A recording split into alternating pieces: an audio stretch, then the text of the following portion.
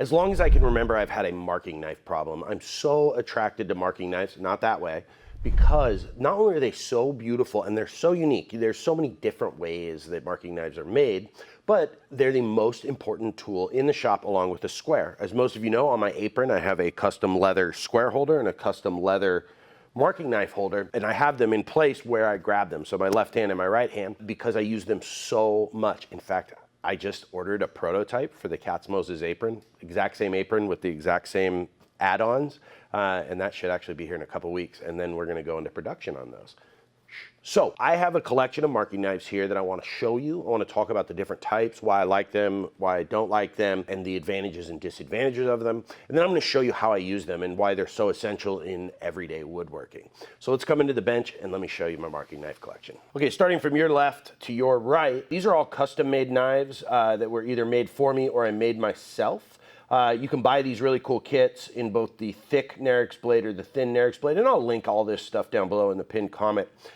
You can turn something and it has a ferrule, or you can make something like this with the double bevel Swan Morton blades. Very easy to do, and it's fun. You can use your own wood.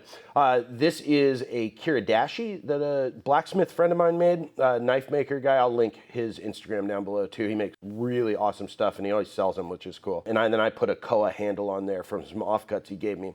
And then here, this is a marking knife that Matt Estlea makes and sells. Just absolute. This is the one I keep in my vest because not only is it so gorgeous, but I'm really starting to like these double bevel Swan Morton blades over a flat backed marking knife. And I'll talk about that in a second for different reasons. These are some Swan Morton holders. They're nice, inexpensive metal ones that are very sturdy. This one has a retractable blade, so you can just toss it in any pocket and not worry about it. And then you get into the Nerix blades. This is the two styles that Nerix sells, not with this handle. This is custom made, but it uses the Nerix blade. They have the thin and thick version. Again, we'll talk about the differences in a second. And then these are some bigger, more hefty marking knives. This is a double bevel and then a single bevel marking knife. Now let's talk about the differences between those. There's three types of marking knives, essentially. We have here a kiradashi. A kiradashi is great, but it only works one way. You can't flip it around and go on the left side of a piece. You have to keep marking on the right. These are cool. I really like them. Alex Steele's made some neat ones. This was the one my buddy made. And then you have these double bevel ones. These are the Swan Morton replaceable blades. The reason I've really started to become a fan of these is because the blades are so expendable that I'll use it for more things than just marking. It's just a great little razor blade to have in your apron. And then you have the double bevel with a flat back. And unlike the kiradashi, what's great about these is you can mark on both the right and the left side of your piece. When I talk about the advantages and disadvantages, I think number one, the most important thing to me personally is thin blades. When I look at these Nerix knives together, this one is much bigger and heftier, and that is great if you do a lot of like layout work, if you're working with big pieces and big pieces of furniture. But when I get into really fine joinery, I really like a blade that is much thinner this way. You can see the differences between these two. This Nerix knife is much, much thicker as compared to this one. And the reason that that is really beneficial is like when you're doing dovetails, it's really hard to get a thick knife in here to mark out. So when you lay your tails on top of your pins and you're trying to mark out, when you get to this part, it's hard to get your knife through there. So I really like the thinness of blades. In fact, this was one that was custom made for me. You can see how thin that is. And this is my go-to knife when I'm doing really, really fine dovetails. Although now I've switched to these double bevel Swan Morton blades. The disadvantages to these are they are very flexible. So you need to be careful when you're marking out. You can't put a lot of pressure. They're very, very sharp. So if you catch your piece, you can cut into it. And then of course you have the double bevel, which means that when you go right against something to mark it out, you're not always right against it. And so the way that I combat that, instead of marking like this, I bring my tip up a lot higher and I just mark with the tip. With a kiradashi, they are one, beautiful and so cool to look at. You can mark a lot deeper. And if you're doing knife wall cuts like Paul Seller does, and I'll demonstrate that in a minute, sometimes a much thicker blade is great for getting a deeper groove. And then you get into some of these, which You know, here are larger versions of the knives I've been talking about, and they're just heftier.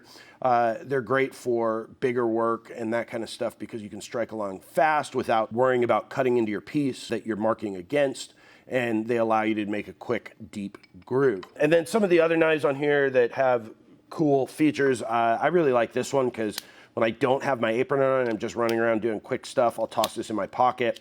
These are great because you can, you know, cut out paper or templates or leather, that kind of stuff, and just kind of keep it around in my apron as sort of like a go-to razor blade. You can buy these extra blades. I think these come with like 5 blades. I'm not sure, read the product description if you're gonna buy one. But you can buy these packs, they're very inexpensive, so I don't care about these blades at all. I can just replace them anytime. So let's talk about the application and how I use these different marking knives and why they're so beneficial in the shop. Okay, let's talk about first the difference between a pencil and a marking knife. Now this is a 0.5 millimeter pencil. I do use it, but when it's time for making accurate cuts, I always go to my marking knife, and here's why. I've struck a line with my pencil here. We'll go right next to it with a marking knife.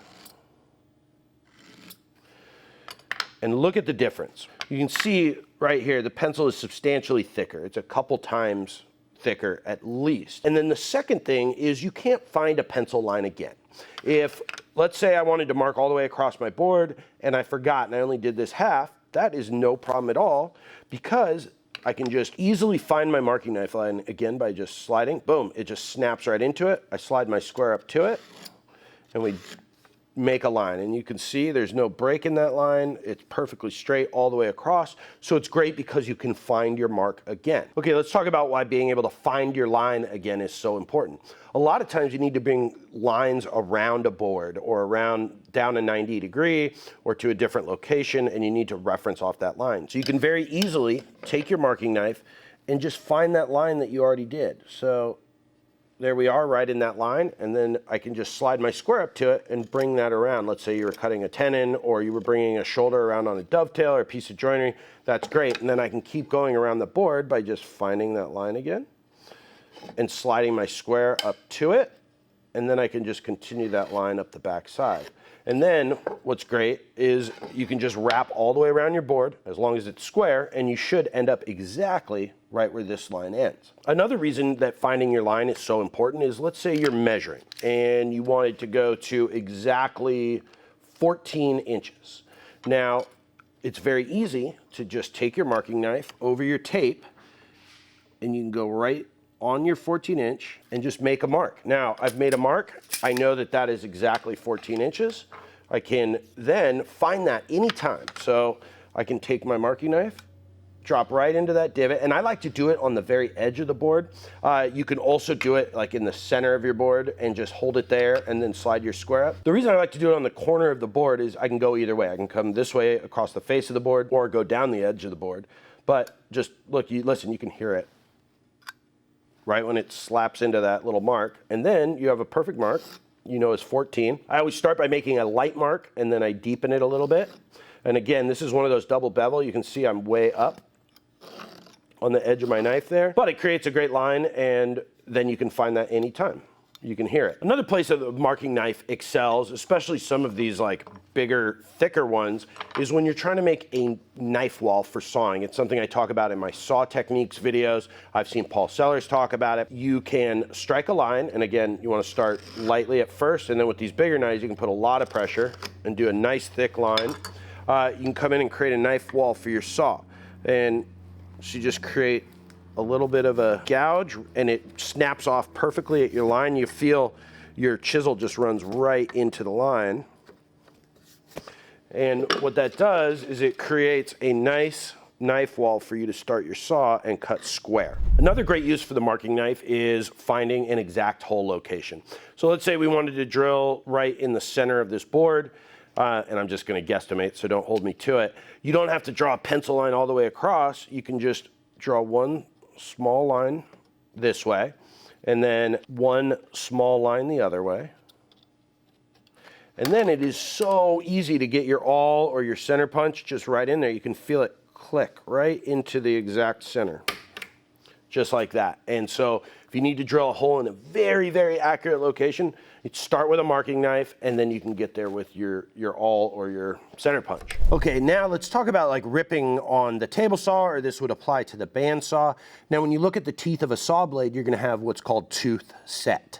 And that is, the teeth are gonna stick out beyond the blade, and that's obviously important for clearing waste and allowing the blade to not heat up while it's spinning. But you're gonna have a tooth that faces towards your rip fence and one that faces away. Now let me show you how I use a marking knife for superior accuracy when I'm ripping a board. Now let's say we wanted to rip a specific measurement. I'll just say 2 inches here. I would take my tape measure, and what's great is you don't have to mark this out anywhere but the end grain of the board.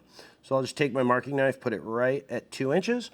I'll just make a little mark, and then I can just take my square. I just slide my marking knife into that little mark I made. Then I make a mark just up the end grain of the board, just like this.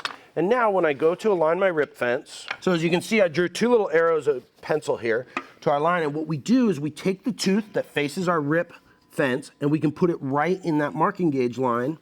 And we know we're gonna have a very accurate measurement. And because, unlike a pencil, that is such a specific location, we know we are going to be exactly where our measurement is. As you can see, that tooth is exactly touching the line. And so when I cut that, I know that I'm going to get my exact measurement and get really, really, really accurate cuts. All right, so a couple more things, and I'll let you get back to your Netflix and quarantine here. When you're going along the grain, you need to be a little bit more careful, because the knife will have a tendency to follow the grain. And this is where a thicker knife is going to excel a little bit more than a sharper, thinner knife. Typically, these thicker knives are a little duller, and we're going to talk about sharpening in 1 second. When you're going along the grain, just be careful, and you want to just go light at first, and then you can darken it up. But if you see, I could feel that, yeah, it wandered a little bit there, so I probably needed to make my first mark a little bit deeper. You just make it, and then you can go deeper. But be careful when you're going along the grain, because if you press too hard, it's going to have a tendency to wander with the grain. So just ensure you're doing that correctly. Now let's talk about sharpness. These flat-backed marking knives are great because they're very easy to sharpen. You just can take them on a stone, lap the back. I don't even worry about these sides, because the sharper a marking knife is, the more it has a tendency to wander. So you just have to be lighter and more careful. Now, that being said, my favorite marking knife is a razor blade, the Swan Morton blades. And so you just need to start lighter the sharper your knife is. The duller it is, the more pressure you can put. So when I sharpen my marking knives, I don't want them to be able to cut paper. I just hit them with, 1,000 grit stone. You can drag the burr a couple times here, but you really don't need to worry about it. You do not want a mirror finish on them. In fact, you can see on this Kiridashi, I sharpened it and didn't get it to a mirror polish, because I don't think they should be that way. So those are kind of my thoughts on marking knives. All the ones I used, they are linked down below in the pinned comment. Guys, we are still shipping daily. The shop is where we've decided to be quarantined, so we are still shipping products. So if you want to support the channel, please head over to the Katz-Moses store, pick up a dovetail jig, a stop block, or a t-shirt. Thanks for watching, guys. Stay safe in the shop, and have a wonderful day.